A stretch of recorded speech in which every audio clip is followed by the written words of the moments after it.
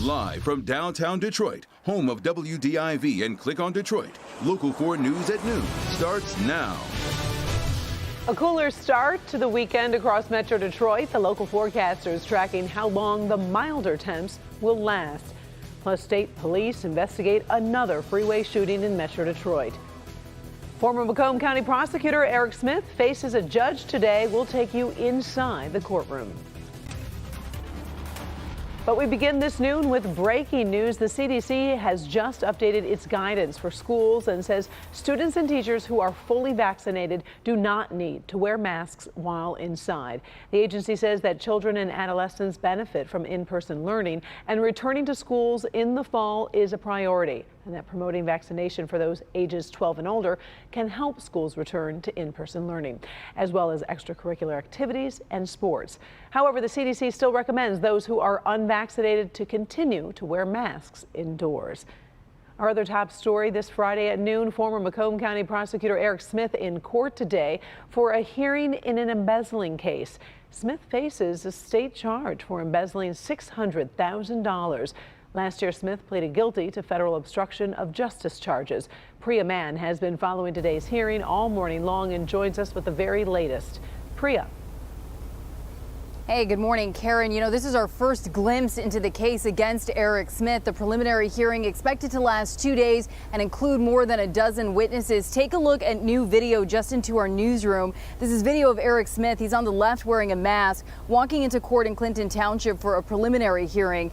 The disgraced former Macomb County prosecutor is charged with 10 felonies, including racketeering and 5 counts of embezzlement. The 54-year-old allegedly spent the money from 2012 through 2018.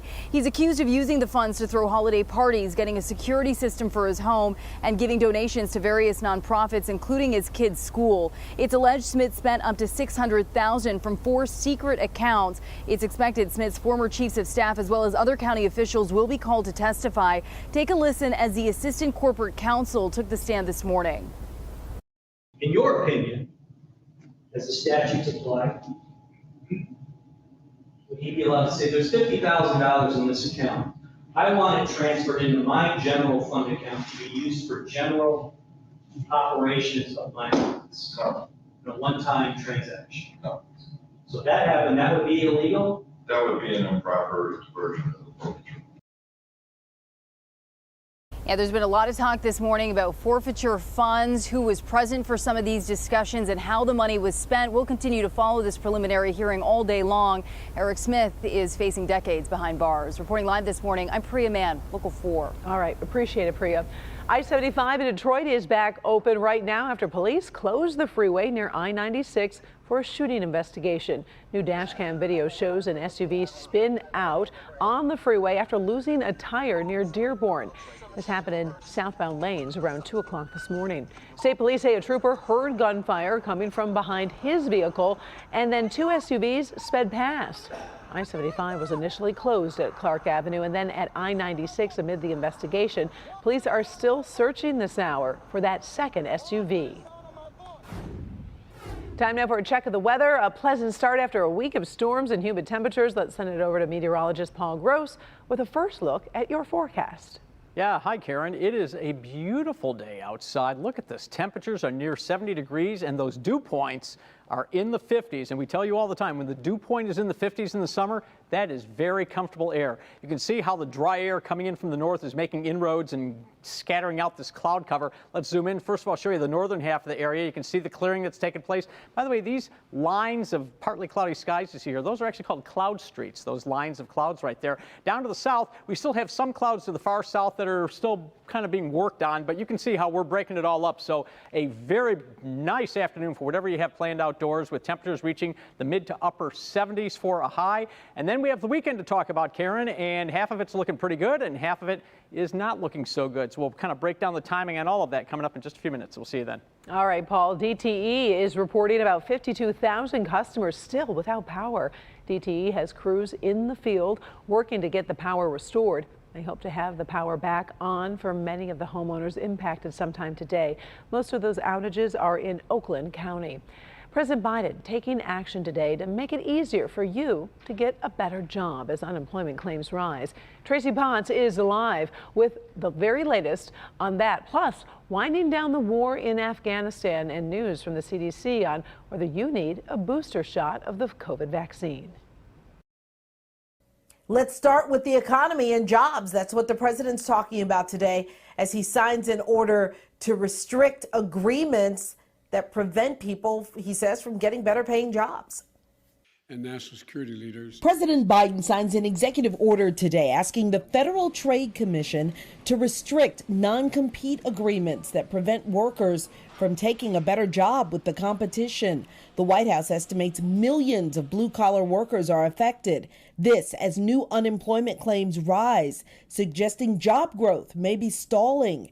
The president turns his attention to the economy today after announcing some troops will stay in Afghanistan through the end of August. Most are gone.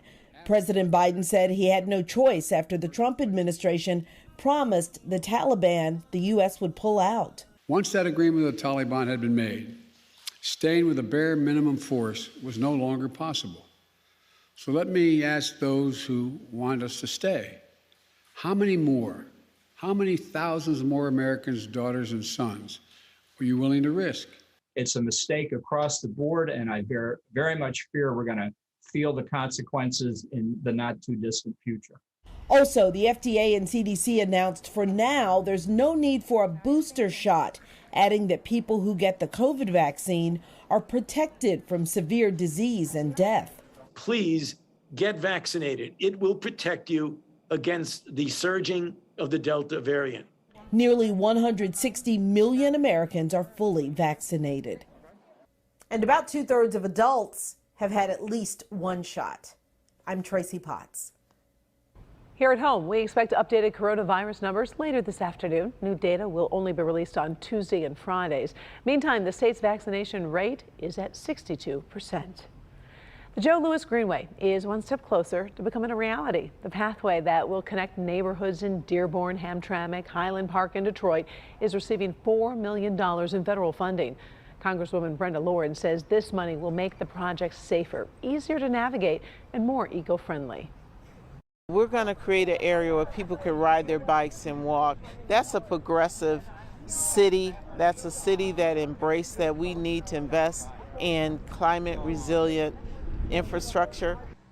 Work on the project has already started on Detroit's west side. The goal is for the Greenway to open next year. It's going to be another tough weekend to get around Metro Detroit. Kim DeGiulio has a look at the big freeway closure. Good evening, everyone. We do have some construction to get around for the weekend. Southbound I-75 will close between Square Lake to 8 Mile, and the northbound lanes will close between 8 Mile to 14 Mile. So that closure starts at 11 p.m., reopening Monday morning at 5 a.m. To get around that, you can use Woodward. Also, we've got a closure on the southbound lanes of Southfield Freeway right at Michigan Avenue. That closure starts tomorrow morning at 6 a.m., wrapping up Sunday at 5 o'clock in the afternoon. Greenfield will be your detour there. Have a great weekend, everyone. All right, thank you, Kim. Still to come this noon, an urgent warning today from Microsoft. Find out why you should update your PC as soon as possible. Plus, a Help Me Hank recall alert from General Motors. Why the automaker is recalling over 400,000 pickup trucks. But first, heavy rain and flooding causing problems across the Northeast. Maybe you're not sure about getting a COVID-19 vaccine, or you're leaning towards skipping it. Listen, I know the healthcare system hasn't always been fair for everyone, so it's understandable that some people are skeptical. But before you say no, do your own research.